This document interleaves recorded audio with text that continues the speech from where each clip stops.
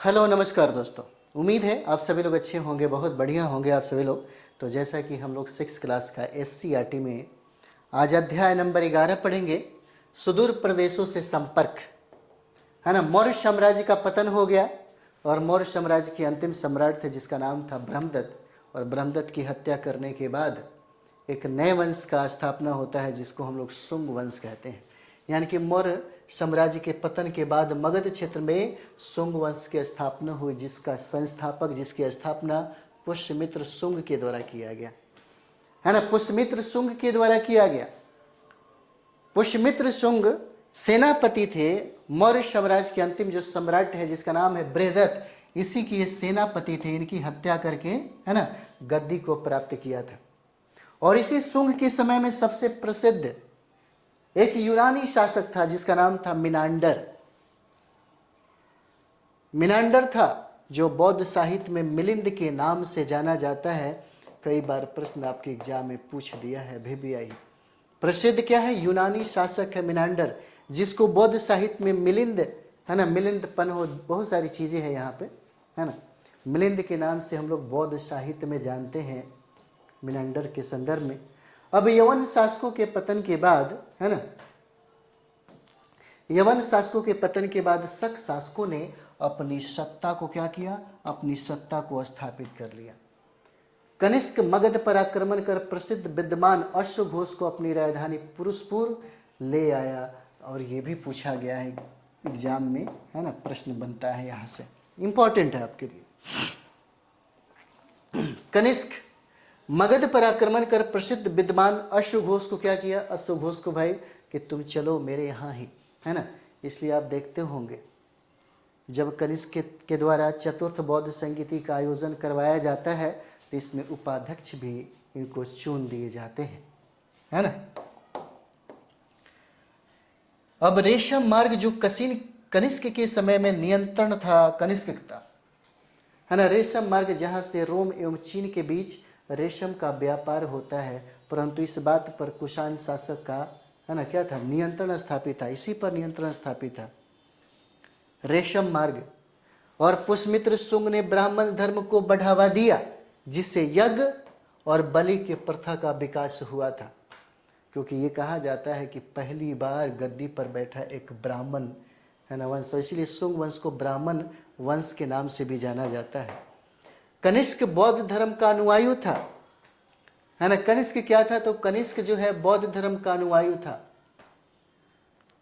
बौद्ध विहार बौद्ध भिक्षुओं का निवास करता है ना। बौद्ध मठ होता है, बिहार का मतलब ही होता है बौद्ध मठ, जहाँ पे बौद्ध भिक्षु निवास करते हैं।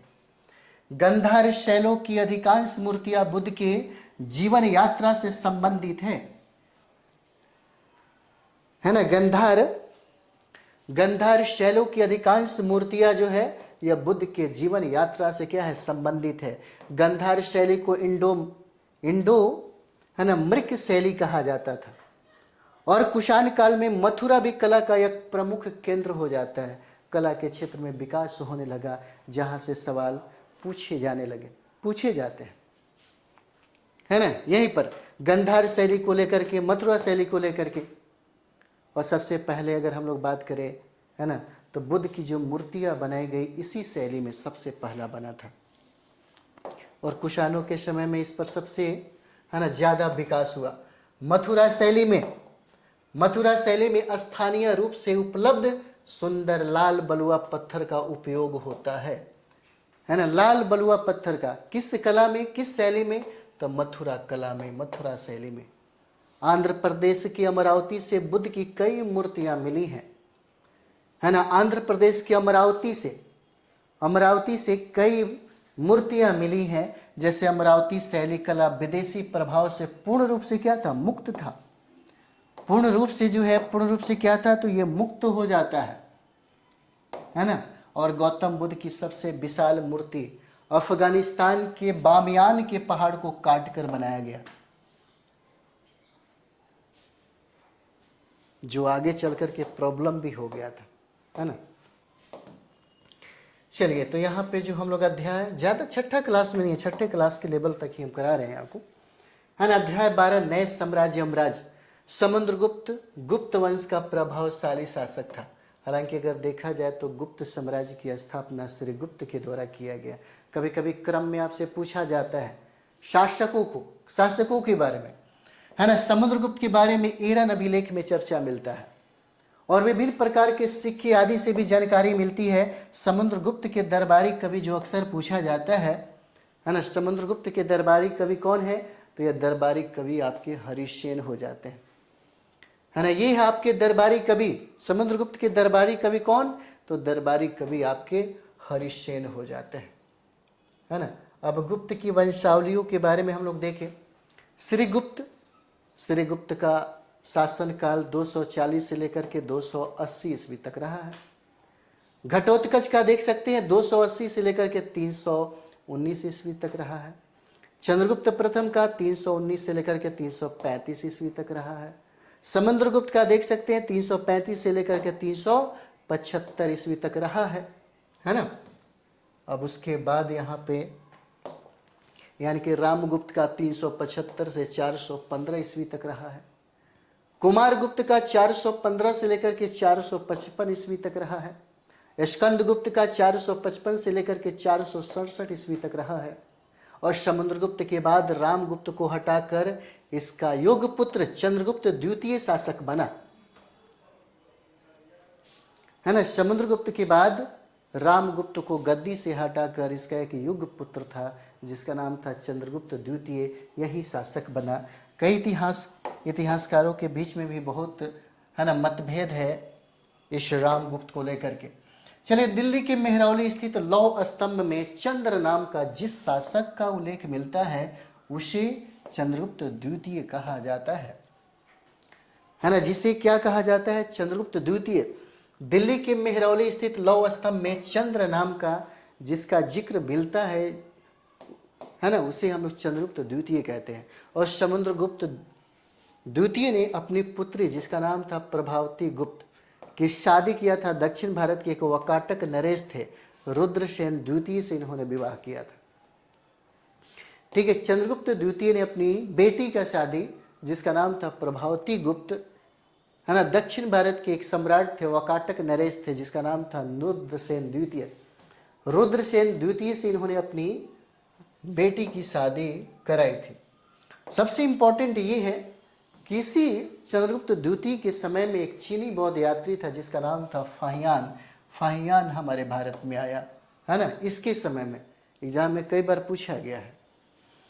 ठीक है, चीनी यात्री फाहियान चंद्रगुप्त द्वितीय के समय भारत आया था और कुमारगुप्त के शासनकाल में शिक्षा के महान केंद्र नालंदा महाविद्यालय की स्थापना की गई। कुमारगुप्त के समय में ही हुआ था, है ना। गुप्त से और गुप्तोत्तर से बहुत सारे सवाल जो है ना, आपके जो एग्जाम है उस एग्जाम में डायरेक्ट पूछ दिए जाते हैं, है ना। डायरेक्ट आपके एग्जाम में जो है ये पूछे जाते हैं। जैसे में मान लीजिए गुप्त से भी जो सवाल पूछे गए या गुप्तोत्तर से भी सवाल पूछे गए, जब हम लोग अगले क्लास में इसको डिटेल्स में जब पढ़ेंगे तो वहाँ पर देखिएगा, वहाँ से प्रश्न जो है वो बनाए जाते हैं। जैसे यहाँ पर देखिए वेनसांग एक चीनी यात्री था, है ना। फाहियान को लेकर के तो पूछा है। वेनसांग एक चीनी यात्री था और पल्लव का प्रथम महत्वपूर्ण शासक महेंद्र वर्मन प्रथम हुआ, है ना। इस समय पल्लव के जो महान सम्राट थे, महान जो शासक है ना, महान शासक कौन हुए, तो ये महान शासक हो जाते हैं आपके कौन, और ये हो जाते हैं महेंद्र वर्मन प्रथम हो जाता है ना। गुप्त के संदर्भ में सवाल जो है वो पूछा जाता है। और इसीलिए कि जब हम लोग सिलेबस पढ़ते हैं, जब हम लोग सिलेबस को कंप्लीट करते हैं, है ना, इसलिए कहा जाता है कि जब आप 6ठी क्लास, 7th क्लास, 8वीं क्लास, 9 और 10th पढ़ते हैं तो बेहतर तरीके से पढ़ा जाता है। यही एक सबसे बेस्ट जो है ना, ये किताबें आपके लिए हो जाएगा यहाँ पे, है ना। चलिए, पल्लवों को द्रविड़ शैली के संस्थापक के रूप में जाना जाता है ना। पल्लवों को द्रविड़ शैली के संस्थापक के रूप में जाना जाता है और पल्लवों ने वास्तुकला को काष्ठ और कदरा कला से मुक्त किया है। पल्लवों ने वास्तुकला को काष्ठ और कदरा कला से मुक्त किया है। एहोल अभिलेख में पुलकेशिन द्वितीय की प्रशंसा की गई है। किसमें? तो एहोल अभिलेख में पुलकेशिन द्वितीय की क्या है? तो पुलकेशिन द्वितीय की प्रशंसा इसमें किया गया है। जैसे में देख सकते हैं यहाँ पे हम लोग समुद्रगुप्त की प्रयाग प्रशस्तित अभिलेख को हरिसेन ने लिखा, और कई बार आपके एग्जाम में लिखा पूछा है कि समुद्रगुप्त की प्रयाग प्रशस्ति अभिलेख को किसने लिखा है? तो हरिसेन ने लिखा। कामरूप के बारे में पूछा कि बताइए कि असम का सबसे प्राचीन नाम क्या हो जाएगा? तो असम का सबसे प्राचीन नाम क्या होता है? कामरूप हो जाएगा। यह असम का पुराना नाम है। कुमारगुप्त के बाद स्कंदगुप्त शासक बना, जो हुनों को पराजित किया और शक्रादित्य की उपाधि धारण की। शक्रादित्य उपाधि किसने धारण किया? यह प्रश्न पूछा हुआ है ना। और यह धारण किया किसके द्वारा? स्कंदगुप्त के द्वारा। कुमारगुप्त के द्वारा नालंदा विश्वविद्यालय की स्थापना कराई गई बिहार में, है ना। और विक्रमशिला विश्वविद्यालय की स्थापना धर्मपाल के द्वारा कराया गया, ये भी आप जानते होंगे। प्रथम हुन आक्रमणकारी तोरमन, इसका पुत्र जो मिहिर बौद्ध धर्म के प्रति घृणा करता था, और इसने बौद्ध भिक्षुओं की हत्या और बौद्ध विहार को नष्ट किया था। कौन? ये प्रथम हुन आक्रमणकारी तोरमन। और तोरमन ये लोग क्या करते थे? तो ये लोग, है ना, घृणा करते थे यहाँ पे। ठीक है। अगला जो हम लोग टॉपिक यहाँ पे पढ़ने जा रहे हैं, संस्कृति और विज्ञान, और इसके बाद ये टॉपिक हम लोग समाप्त करते हैं और प्रवेश करेंगे हम लोग 7th क्लास के इतिहास में। 8वीं क्लास के बाद आपको बहुत मज़ा आने वाला है। इतिहास का, है ना, स्वरूप बदल जाएगा। थोड़ा गहराई में जा कर के हम लोग पढ़ेंगे, है ना। एक परिचय था, कह सकते हैं कि जहाँ जहाँ हमको नोटिस करना था उस पर हमने किया। चलिए आगे हम लोग बढ़ते हैं और मिलते हैं नेक्स्ट वीडियो में। थैंक यू वेरी मच आप सभी लोगों का।